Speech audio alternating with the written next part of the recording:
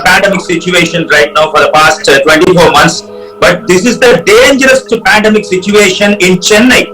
The sexual harassment against a girl student. What do you think about that Padma Seshatri Balabhavan school matter? Sir, I do not want to specifically address this issue alone because this is a story that has unraveled, but there are many students, especially girls. Nirbhaya case and Ayanavaram, one 12 years old young girl, she is physically disabled. More than 20 people raped her. The case in the court so far, they have not get the justice so far. It's going. Repeatedly, sexual harassment crime happened in India in a regular interval, in a repeated manner. Why? What is the reason? What do you think about that? So there are several laws that are in place.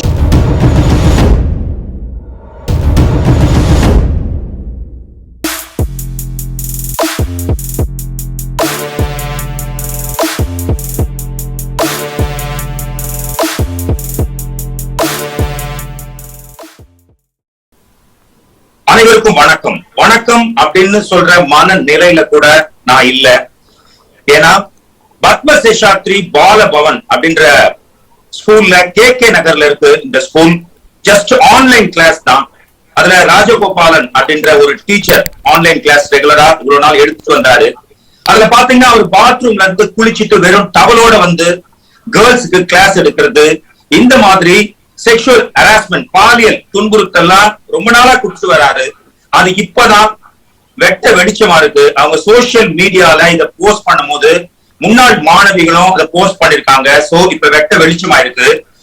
இதுக்காக ஒரு கமிட்டியை வந்து Tamil Nadu government அமைச்சிருக்காங்க. சென்னையில இருக்கிற ஸ்கூல்ல online கிளாஸ்ல நடக்கிற இந்த மாதிரி செக்ஷுவல் ஹராஸ்மெண்ட்டை கண்காணிக்கிறதுக்கு சென்னைக்கு மட்டும். ஆனா லாஸ்ட் 3 டேஸ்ல கிட்டத்தட்ட 100க்கும் மேற்பட்ட கால்கள் தமிழ்நாடு முழுக்க வந்திருக்கு செக்ஷுவல் ஹராஸ்மெண்ட் சம்பந்தமா ஸ்டூடெண்ட்ஸோட, கேர்ள்ஸோட. சோ இத பத்தி பேசுறதுக்காக மேஃபி இத்தாலியில இருந்து ஜாயின் பண்றாங்க. Of course she is an advocate, recent law graduate, and of course அவங்க நம்ம லைவ் சாட்டிங், லைவ் மீட்டிங்ல ஜூம்ல அடிக்கடி இணைவாங்க. Hello மேஃபி. Like you said, it's not a very good afternoon from Italy either, sir. Thank you for having me here. May my people pardon me for addressing in English. I think I'm as hurt and burdened as you are, but I want our voice to reach the leaders and the lawmakers who can revamp the laws that are flawed, in my opinion. Okay, actually we are in pandemic situation right now for the past 24 months, but this is the dangerous pandemic situation in Chennai. The sexual harassment against a girl student. What do you think about that Padma Seshatri Balabhavan school matter? Your first opinion. Sir, I do not want to specifically address this issue alone because this is a story that has unraveled. But there are many students, especially girls, who are subject to sexual harassment, and I think it's very important for us to address the greater, larger aspect of victims and not particularly this issue alone at hand. Actually, this is not the first time. We already are facing this kind of sexual harassment in the past too. Nirbhaya case and Ayanavaram. One 12 years old young girl, she is physically disabled. More than 20 people raped her. The case in the court so far, they have not get the justice so far. It's going. Repeatedly, sexual harassment crime happened in India in a regular interval, in a repeated manner. Why? What is the reason? What do you think about that? So there are several laws that are in place to protect women and children, starting from the United Nations Convention on Right of Children, the Indian Minority Act, the Child Marriage Restraint Act, the Juvenile Justice Act, and specifically to address the issue of sexual offences pertaining to children, the Protection of Children from Sexual Offences Act 2013 was set in place, commonly known as the POCSO. 3 years ago, I said this law was flawed, and my opinion remains unchanged. You mentioned about the case in Ainavar. Permit me to address even more. In 2015, a 12-year-old girl was raped at knife point.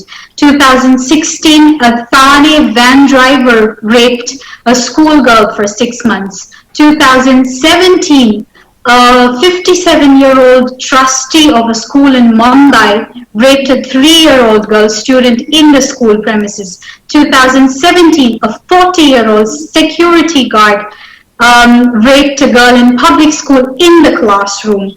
2017, yet another assault in Bangalore. 2017, yet another rape in a classroom in Delhi by Pune. So the list goes on and on.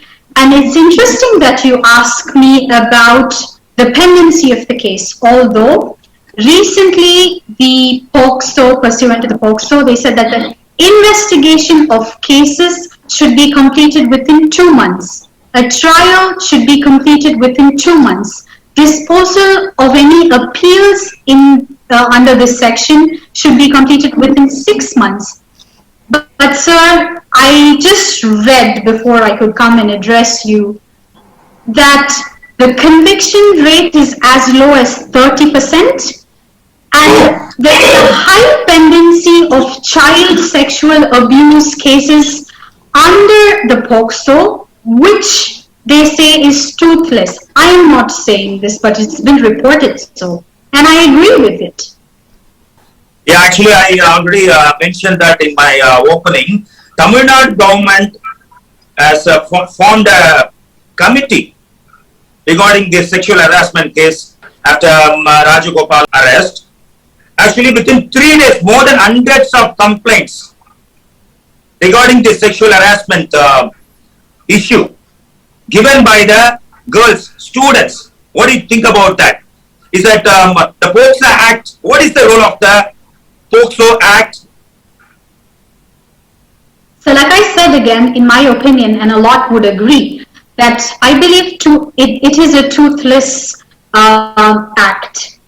If you look at the laws that are in place globally, in Saudi Arabia, for rapists, you mean that it's not at all an effective tool? You mean I reiterate what I said, that it is flawed, and I will tell you why it is flawed. And I will also tell you that the laws are not stringent in our country, which is why we have reports of sexual assault amongst women and children on a daily basis. In China, for example, a rapist will be castrated. Of course, I believe in such extreme stringent laws, but however, they are swift in rendering their justice. North Korea, a dictatorship, but still the rapists are fired by a squad. Afghanistan, a rapist is either shot dead within 4 days or he is hanged. What are the laws in India that protects women and children? So Useful laws. So there are laws in place. Whether or not it is useful depends on the executive, legislature and the judiciary. But I can point to you that the Indian Majority Act, the Child Labour Act 1986, the Child Marriage Restraint Act 1926, the Juvenile Justice Act 2000 and the POCSO is also set in place for protection of women and children in India.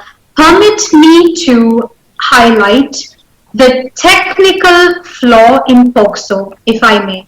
The new law is having provisions for deterrent punishment.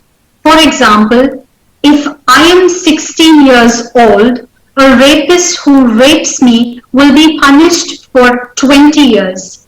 However, if I am 12 years old, the punishment is 20 years maximum death penalty. Do you please tell me, sir, why is there a distinction, rather a discrimination within this age? Secondly, please tell me what is the age of a minor in India. A minor is somebody below 18. So we have a whole sect of elimination of women, or rather girls, who perhaps do not fall into either of these categories, and therefore I say that the POCSO is rather ambiguous and illogical and lacks coherency or harmony and has an illogical aim.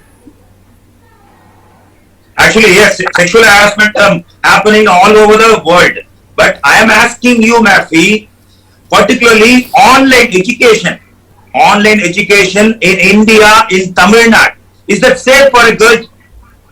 I came to Italy as a student of the United Nations University. I studied online, I graduated online, so I have first-hand experience of online classes. I understand that schools were brought home because of the pandemic. Whether it is safe or not, I cannot comment on it. However, it has been safe for me, and I was a successful graduate. No, Mafi, in this kind of pandemic situation, online education is must, definitely, for students. But in India, particularly in Tamil Nadu, in Chennai, is that safe? Parents thought that education through online is safe because our children is in our home. But what's happening in Chennai? What is this? So there are certain rotten apples, and I don't think it is fair to generalize the larger educational institutions. I studied at in higher secondary school, and I had the best teachers in the universe. I do not agree, generalize that every education, especially the online portal, is unsafe. I deeply sympathize, and I am equally as furious as you are with the reports of sexual abuse through online forum. Like I said again, I think the laws need to be strict and stringent in order to eliminate venomous elements of this kind. நீங்க வந்து changes வேணும் அப்படின்றீங்க online கிளாஸஸ்ல என்ன மாதிரி changes இருக்கணும், terms and conditions எப்படி இருக்கணும்? So as I understand that the government has set up a new commission or a committee to monitor issues of this kind wherein complaints can be registered through them. I'm not aware of it yet because I do not have the absolute knowledge. And I am also told that there are certain new guidelines that are going to be framed in order to review the online platform. And I believe that this could perhaps be reassuring to a lot of students, especially the girls of the place where I hail from. However, I believe perhaps there can be an enactment of a more specific laws that govern online education. Whether or not it's going to be useful in the longer run, I do not know. But however, for the current scenario, perhaps enactment of a law specifically similar to POCSO but more stringent would be the effective response. Teachers are God's messengers. There is no doubt at all. My mother was a teacher and she is a correspondent in our own school. Okay, teachers are great always, but this kind of bloody teachers like Rajagopalan, what kind of action taken against this kind of teachers? Sir, I equally share the pain with you. My grandfather was a head teacher himself back in the days, and I have ultimate respect for my teachers. I know it says that you shall not bow down before anybody. Your mother is a judge. Your mother is a judge. அவங்க எவ்வளவு பேருக்கு law teach பண்ணிருக்காங்க? I would bow down before my teachers as a sign of respect, regardless. Like I said again, teachers are eye-openers, and I am who I am because of them as well, and so are you, and multitudes are. They are not there to burn or destroy the future, but they are there to build the future of every student. There are some unruly elements of this kind. In my opinion, since the evidence is clear, since there are chat messages that are being circulated on social media, the evidence is so apparent. And therefore, in cases like this, I believe that the court should and must render justice, because delayed justice is denied justice. I understand, since the evidence is very clear, it is very important for the students, the victims especially, to get speedy justice. What is the role of the parents in this kind of sexual harassment in online class? Sir, it's a very interesting perspective, because I think that children ought to be very honest and transparent with their parents as to whatever they face day in and day out. My mother knows 99% of what I go through on a daily basis, and therefore it is very important for children to be open to their parents so that they are aware of their feelings and emotions, so that they can intervene to solve any problems whatsoever that is going on. And I think it's very important for students, both boys and girls, especially girls, to be more transparent with their parents. And I think if any problem arises, it should be nipped in its bud. And if it's done so, it's much ideal for eliminating issues of this brutal kind. Schools and managements, what they are going to do to restrict this kind of harassments? So it's a very interesting question that you asked. I believe that there are standards set in place in educational institutions, so on and so forth, especially to monitor teaching faculties. But I also think that there needs to be a bare minimum standard for non-teaching faculties as well.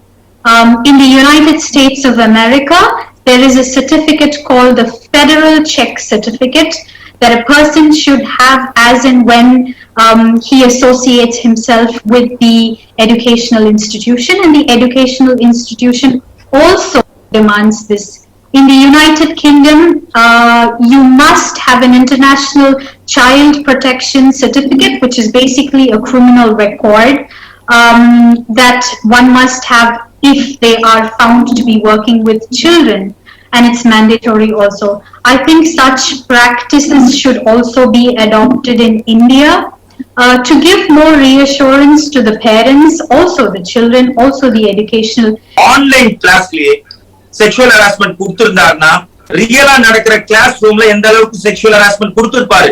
போல்டா இருக்கிற girls, எல்லா விஷயத்திலயும் போல்டா இருக்கிற girls, இதையே முன்னாடியே சொல்லல. இது முதல் கேள்வி ஸ்டூடெண்ட்ஸுக்கு. அடுத்து ஸ்கூல்ஸுக்கு, நான் பத்மசேஷாத்ரி பாலபவன் ஸ்கூல மட்டும் சொல்ல, இந்த கமிட்டி ஒரு 3 டேஸ்க்கு முன்னாடி தமிழ்நாடு கவர்மெண்ட் ஒரு கமிட்டி அமைச்சாங்க. அதுக்கு ஒரு லீடரும் போட்டாங்க சென்னைக்கு மட்டும். ஆனா 100க்கும் மேற்பட்ட கம்ப்ளைண்ட் வந்திருக்கு பல ஸ்கூல், பல டீச்சர்ஸ் மேல. இன்னொரு ஸ்கூல் டீச்சரை வேற ஒரு ஸ்கூல் சஸ்பெண்ட் பண்ணிருக்காங்க. இன்னும் நடவடிக்கை எடுக்காத பள்ளிகளை என்ன பண்ண போறீங்க? இது சொசைட்டி கிட்ட, கவர்மெண்ட் கிட்ட நான் கேட்கிற கேள்வி.